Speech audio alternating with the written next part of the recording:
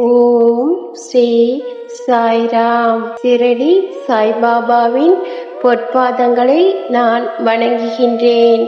பகவான் ஸ்ரீ சத்ய சாய்பாபா பொற்பாதங்களை நான் வணங்குகின்றேன். பகவான் ஸ்ரீ சத்ய சாய்பாபா கூறும் அருள் உரை.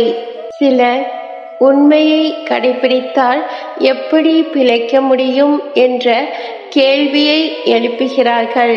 உண்மையை கடைபிடிக்கிறோம் என்றால் நாம் எப்படி வாழ்க்கை நடத்த முடியும் என்று கேட்கிறார்கள். நாம் எப்படி பல நாட்கள் கழிந்தாலும் மரணத்தை தவிர்க்க முடியாதோ, பொய்யில் சறுக்கி சென்று இறந்து விடுவதை விட உண்மையை கடைபிடித்து கொண்டே இறந்து விடுவது சிறந்தது.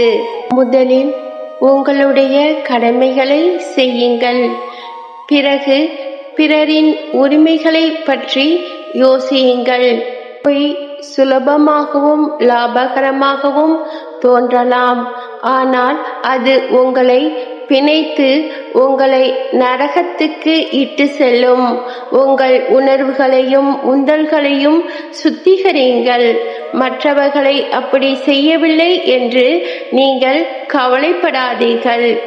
ஒவ்வொருவரும் தமது விதியை தமது கையில் ஏந்தி கொண்டு செல்கிறார்கள். மற்றவர்கள் விடுதலை பெறவில்லை என்பதால் நீங்கள் பிணைக்கப்பட மாட்டீர்கள்.